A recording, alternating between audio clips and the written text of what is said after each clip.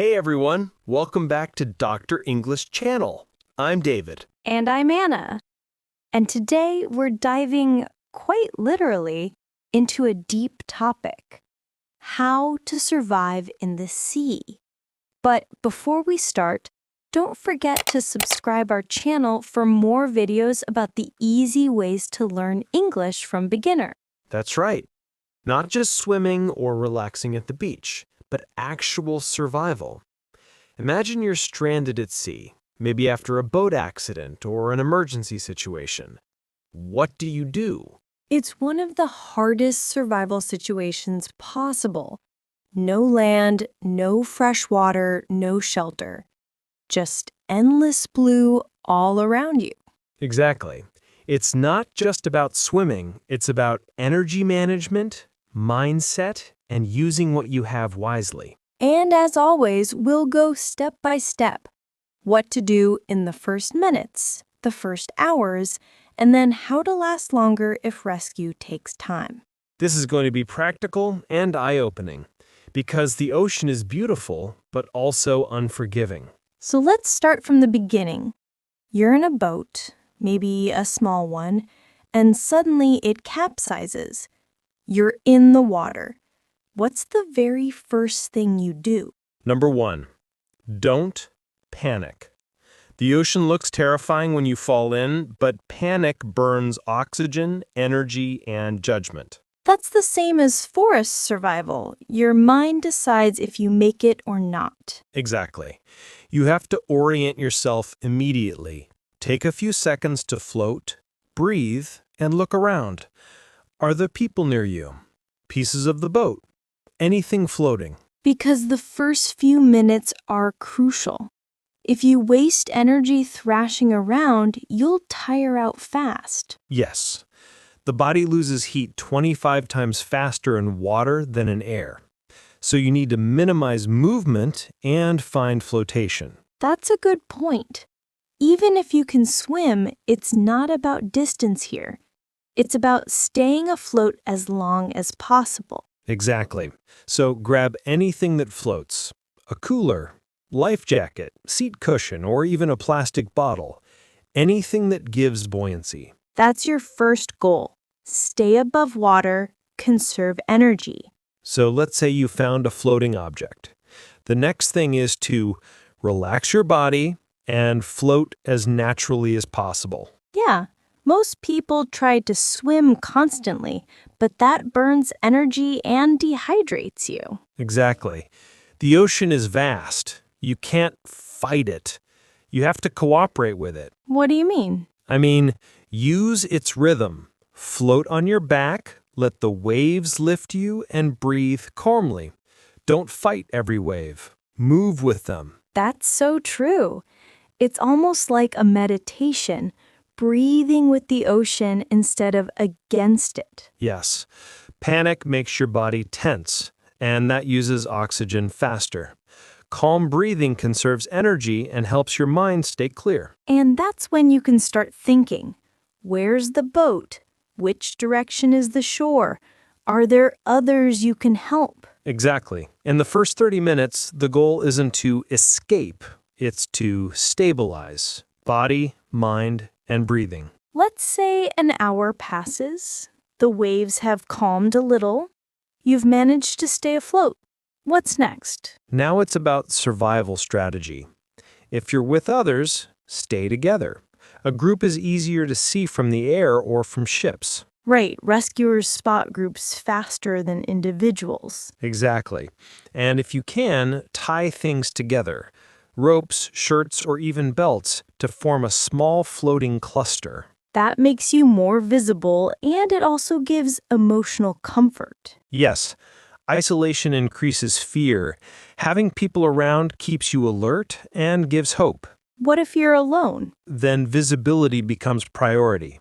Bright colors, reflective materials, anything you can use to signal, a mirror, a watch, or even the metal part of a belt buckle. That's smart. You're basically saying make yourself easy to find. Exactly. You can't outswim the sea, but you can make yourself stand out in it. Let's talk about the two biggest threats: dehydration, and sun. Yes. Ironically, surrounded by water and you can't drink any of it. Salt water kills faster than thirst. So, what should you do when you're thirsty? First, don't drink salt water ever. It increases dehydration. Second, minimize sweating. Stay in the shade, if possible, or at least cover your head and neck. Shade in the middle of the ocean? That sounds impossible. You'd be surprised. You can make shade with your shirt, a plastic bag, or even your own floating debris. Cover your head and neck. That's clever. Even a small reduction in sun exposure can save energy and prevent heat stroke. Exactly. Also, try to stay as still as possible. Movement increases salt absorption through skin pores and burns calories. So, floating calmly isn't just for energy, it helps control body temperature too. Yes, the goal is balance. Not too active, not too still. You want to preserve strength without freezing or overheating. Now, I want to talk about something deeper, the mental battle, because being lost at sea must be terrifying. It's one of the hardest psychological challenges. Endless horizon, no solid ground. Your brain loses sense of time and direction. So, how do you stay sane? You create structure. You give yourself small goals, like stay calm until the sun sets, or look around every 5 minutes. So, you keep your mind busy. Exactly. Despair kills faster than hunger. Survivors say talking to themselves, praying, or visualizing home helps them hold on. That's powerful.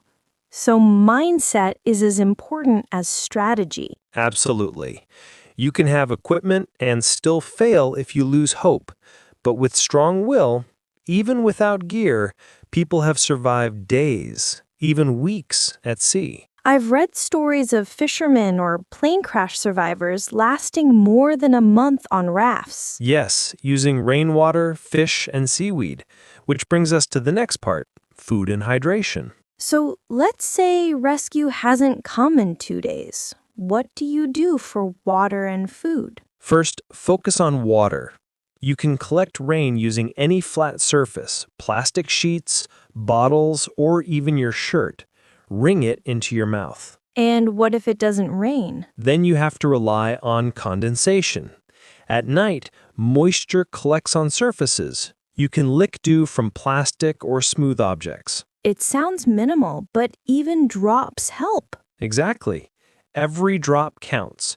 For food, fish is your best option. If you have anything sharp or string-like, you can improvise fishing tools. And if not? Then plankton or small seaweed pieces. Some are edible and nutritious. But you must be careful. Avoid jellyfish or unknown floating matter. That sounds tough, but it's survival. Yes. And the key is moderation. Don't eat too much saltwater fish without rinsing. Salt increases thirst. Let's talk about night. That must be the hardest part. Yes. The sea gets cold and dark. You lose visual reference and fear kicks in. So what should someone do at night? Stay as calm as possible. Keep close to your flotation device. If in a group, stay connected. Sing, talk, or check on each other. That's interesting. Social interaction keeps your mind focused. Yes, and it prevents panic. Also, keep your chin above water to breathe easily. Hypothermia can sneak up even in mild water. Would moving help? Gentle movement, like treading water slowly, helps maintain warmth, but don't overdo it. You want slow circulation, not exhaustion. And you keep scanning the horizon for lights or sounds, right? Yes. Ships, planes, or rescue flares. But remember, your eyes adjust slowly. Avoid staring at the same point for too long. Okay, let's say it's the 3rd day. You hear a helicopter or see a ship. What's the best way to signal? Movement and contrast. Wave both arms, use bright objects, or reflect light. And if it's nighttime? Light or fire if possible. Even your phone screen, flashlight, or glow stick helps. You can also splash water rhythmically to catch attention. So anything that breaks the ocean's pattern. Exactly. The human eye detects movement and contrast before color, so be active, visible, and persistent. That's good advice because rescuers might only have seconds to spot you. Right. Never give up signaling until you're sure they've seen you. You know, listening to this, I realize surviving at sea isn't just physical. It's deeply human. Yes, it's about patience, faith, and respect for nature. The sea teaches humility. It reminds you that we're small, but also capable of incredible endurance. Exactly. The people who survive aren't superheroes. They're calm, strategic, and disciplined. And they prepare. That's something anyone can do. Learn, pack the right gear, understand your environment. Yes, preparation is the difference between fear and focus. So if anyone's listening and planning a trip, respect the ocean, learn the basics, and never underestimate nature. Well said. And remember, survival starts in your mind. Exactly. Stay calm, stay focused, and you can outlast almost anything. That's the truth. All right, everyone, thank you for joining us today. This was Dr. English Channel, and we hope you learned something valuable and maybe even life-saving. Take care out there, and we'll see you next week.